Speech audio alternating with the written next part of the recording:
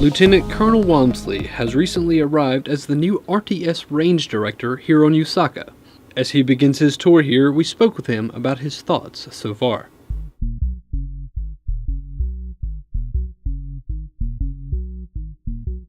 So I've been in the Army over 20 years now. I was commissioned in 1998 via ROTC from the University of Missouri, Kansas City as an armor officer. So I'm a tanker. I was a company commander for 3 years with Charlie 166 Armor in 4th Infantry Division. And then after that I made the transition over to the Acquisition Corps. First job was as a contract specialist at Rock Island, Illinois, working for the Chem Biodefense PSID. And then I jumped over to the project management side of the house, where I've stayed since then. And then from there I went to Aberdeen and worked for Systems of Systems Integration, where we worked on the Army network. And we did things out at Fort Bliss, with the major event being the network integration evaluation, where we took the Army's newest network items, installed them on a brigade's worth of vehicles, and then went to the field for 30 days so the brigade could test them out. After that, got lucky again and was able to work with Microsoft in the Training with Industry program. I spent a year in Reston, Virginia with those guys, and then I was picked up on the command list in 15, and I went down to Redstone Arsenal in Huntsville, Alabama, and was the Patriot Advanced Capability Phase 3 product manager for 3 years.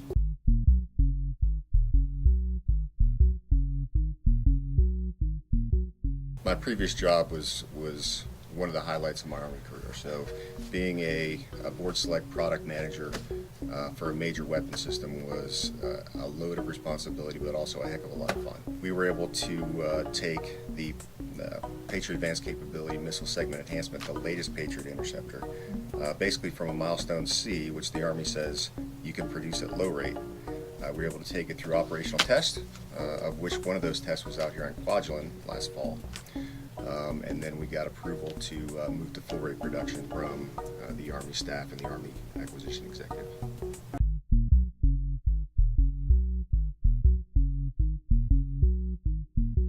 So when I was out here in the fall for the Patriot OT-4 test flight, I said to myself, if I could ever get out to Kwajalein, if the job was ever open, I would absolutely jump on that and get out here. So I guess I kind of got lucky again, where I had a year in between command and potential other assignments. I could either go to the Pentagon and not have fun, or go and have a fun assignment like here at Kwajalein. So I lucked out, the job was open, and talked to my branch manager, and he was able to slot me. So definitely not a surprise. It was something I actively pursued, and I'm really glad to be here.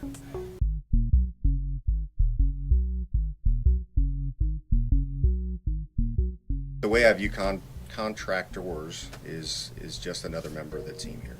So there are certain things that contractors can't do, but for the most part, they are on our teams, and they're part of the team to make sure that our missions are successful out here. So slightly different in that there's so many contractors out here, but as long as we manage it right, they can absolutely be valued members of the team.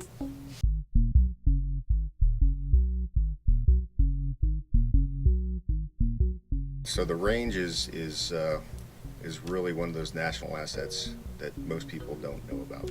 So the radars that we have on Kwajalein and on our outlying islands do things that no other radars can do, really, in the world. So and because of the unique geographical location that we have here at Kwajalein, it allows us to do some pretty neat tests as well.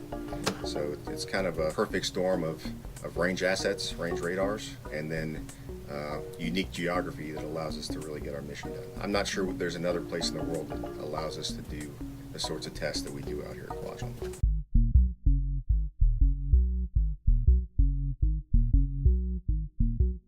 I've never been a test range director before, so getting up to speed on how to run the Reagan test site will be challenging, at least initially, until we've done it a few times. As a team, everything that we need to run the island is here, and all the personnel that we need to do the work to ensure the island remains running as a test site, they're all here. I think building the team between Reagan test site, our 9 core contractors, our Garrison installation team, getting the team built and working together with a common vision could be a challenge, but I think it's absolutely doable.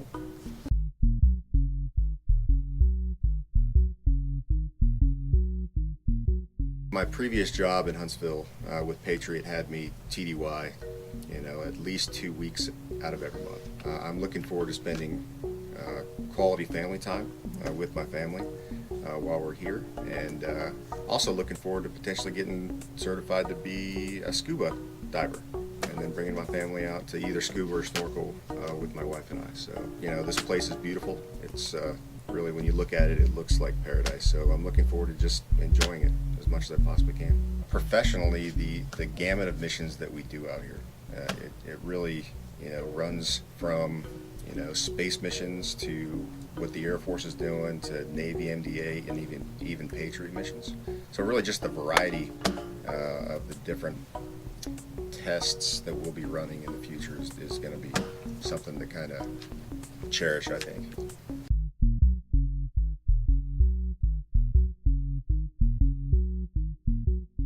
What inspired me to join the Army initially was I needed a way to pay for college. I grew up in an Army family, so I kind of knew about the Army. To get college paid for was sort of priority one. So also I joined looking for a little bit of adventure in life. I didn't get married till much later in my career. The Army allowed me initially to go be a tank officer, an armor officer. And I'm not sure it gets much more fun than driving down the training area at 50 miles an hour shooting your Abrams tank. So that was a heck of a lot of fun. Most Army officers and Army operational folks don't know about the Acquisition Corps. So if you would have asked me back then in 1998, did I think I was going to be leading programs, I would have said, what's a program? So initially, absolutely not. But it has been the best decision that I've made in my career, switching from operations to the Acquisition Corps, just based on the impact that we as acquisition officers have to the soldier in the field. So at the end of the day, the soldier in the field is our customer, and it's up to us to get our job right so that if and when they're sent into battle, it's never a fair play. In 2007, USACA and the Republic of the Marshall Islands set up Inuitak as a conservation area to compensate for USACA's activities on the other islands. The original biological study was done in 2004 by USACA, and as a result of that, the conservation area was set up in 2007. It is the first conservation area ever set up in the Republic of Marshall Islands, and the first memorandum of understanding between USACA and RMI and other interested parties. As part of the Memorandum of Understanding, the environmental plan states that we will visit the island monthly and look at the different species, look at the condition of the island, look for human trespass on the island, and try to get an overall sense of how the island is faring, whether or not the species that we're interested in are increasing or decreasing in population. There are a number of species that the team keeps a close eye on, including signs of sea turtles. We're looking for nesting and haul-out habitat. And the sea turtle comes in, lays its eggs, covers the eggs with sand, then goes back out to sea. The hatchlings come out from the sand and make their way to the sea. That's called the haul-out. On this visit, we did see some evidence of nesting. We saw some tracks, and then we followed the tracks, and there seemed to be a very large depression in the ground, and it was covered by palm fronds and sand and a little bit of wood and debris and things like that, which is exciting because, again, we like to see evidence of nesting, and it doesn't happen too frequently, so when it's there we like to try and protect it. There are several bird species out there. The ones we're particularly interested in are the black noddies, the frigate birds, the black-naped tern, and the white tern. So we do bird counts when we go out there to see. We try to estimate what's on the island. The island itself has been, in the survey they did in 2004, that was the island that had the most nesting birds on it, and the most diverse species. The island has one invasive species referred to as the yellow crazy ant. These ants have brought significant detriment to the sea turtle and nesting bird population on Inuitak, but the team isn't sure how the ants ended up there.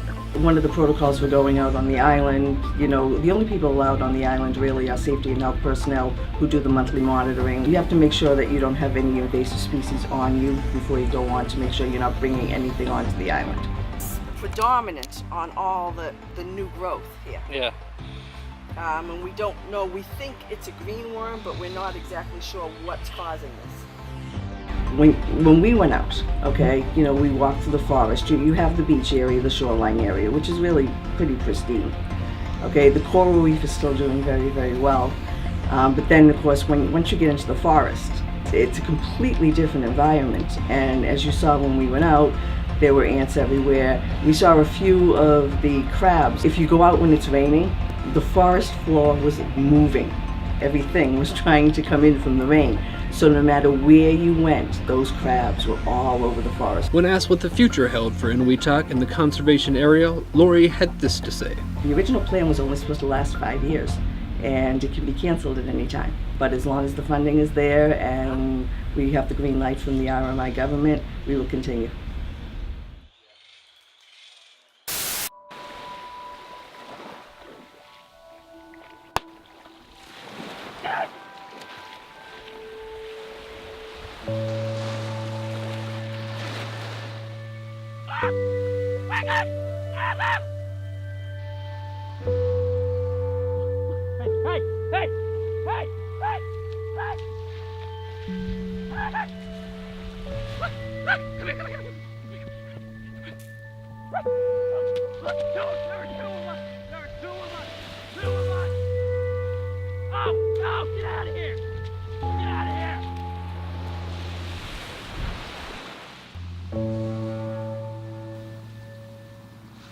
Franklin, don't start. Don't start, please. What? You were there! You were there! I bought you at the same sporting goods store. I bought the paddle. Please don't. I know you said it 100 times. Yeah, we went out. Yes, we went out to sea. We didn't tell anyone. We didn't dial it in. Well, you could have called it in. Your face is made of a hand. At least put it to use and dial some numbers. I thought we were using the buddy system. I thought you were my buddy. Don't make me say it. Don't. Stop it. Sometimes I wish you were deflated and that this was full of air. No, is that funny?